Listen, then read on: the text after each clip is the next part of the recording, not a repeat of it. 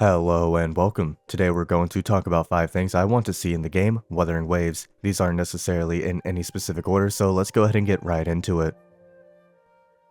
At number 5 is probably my personal favorite on the list. This of course will be the ability to play as multiple rovers. We've already seen we can do it in the game, with the main story against Leviathan. We know it's possible, so why not just let us play it normally?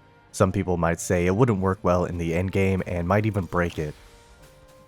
I disagree. The rovers in the Tower of Adversity can all share the same energy, and in Wuwa, they can only be placed on one side.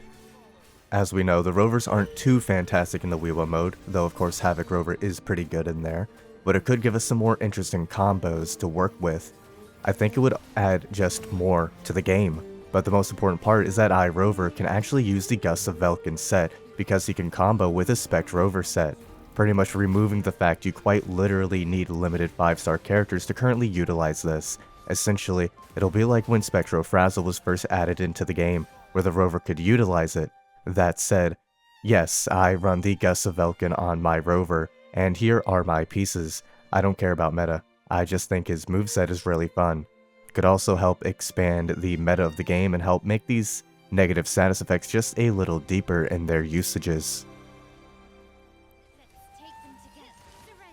At number 4, I want echoes that can apply negative status effects. This is of course yet another way for the rover to utilize the Gusts of Velkin set, but also a means to help make Zani not have to rely so heavily on Phoebe.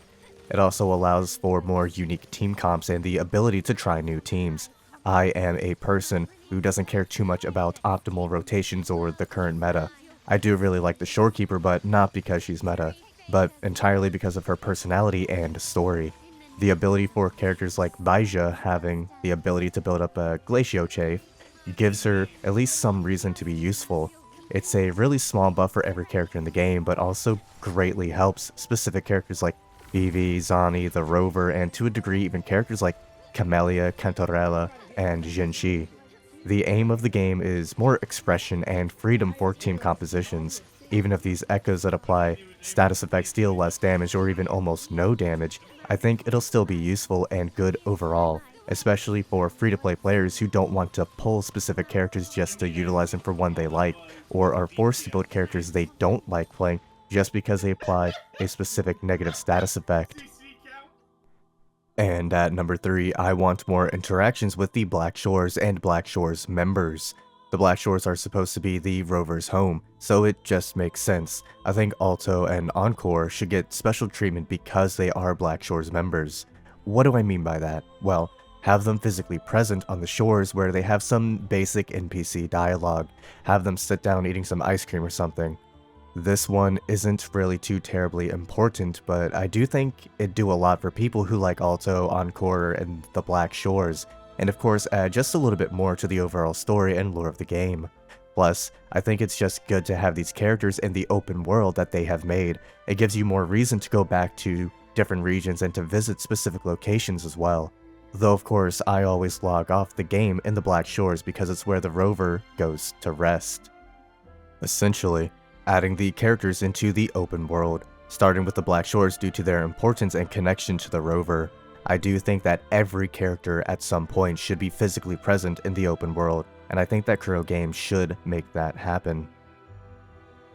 And at number 2, this one is actually inspired a little bit from Ryuku-sensei, but I want just a little bit more, not necessarily destruction or despair, but bittersweetness. I like the current direction of the story and the bittersweetness of things, like how we are risking the future of humanity because of the rover's love for the Shorekeeper, or that Imperator died to bring back Cartethia. I would like more bittersweet things overall, and I would like for the story to showcase just a little bit more of how dark the world actually is. I hope that Frolloa, Cristoforo, and Scar aren't ever redeemed and stay as villains, even if they become playable, because I think it helped with the post-apocalyptic feel overall. There are a lot of dark themes and desolation in the lore, but I think we should start seeing just a little bit more of it. I understand that Wuthering Waves is supposed to be on the lighter side of post-apocalypse, but surely we can have things get just a little bit darker. I mean, we have Don Jin performing genocide, Brant is an alcoholic, and Camellia is brainwashed. Just show us what's written a little bit more. And at number 1, I would like for more visual cues to be added for resonators when they can activate their forte and their liberation. Warina, the Shorekeeper, Carlotta, iRover, they all have part of this for their forte, or well, in Warina's case, it's her ultimate. I would love for this to be added into the game because I think that it'll make fighting bosses with the UI turned off just a little bit more interesting. Then again, I have a skill issue where I just haven't memorized every cooldown, and that's mainly where the idea came from. So as a little bit of a bonus that's not skill issue related to me, outfits for the rover. Not necessarily different outfits per se, but closer to a color swap. Again, the Black Shores is supposed to be the rover's home, so why not give us a simple color swap palette that is more in line with the Black Shores?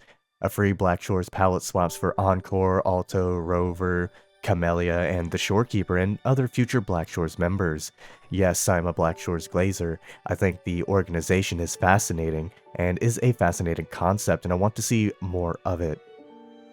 Though of course a wedding ring for the rover and the Shorekeeper would be something nice as well. Yes, I think that Kuro should continue down the Shorekeeper path. Yes, I think playable characters should die. And yes, I think the Black Shores should have a dorm system. However, let me know what you all think. Do you agree with anything I proposed here, or do you have slight tweaks in mind? Is there something you would like to see added into the game instead? Let me know in the comments down below. In the meantime, I'm going to go pick some mint in my backyard, and I'll see you all in the next video. Peace out.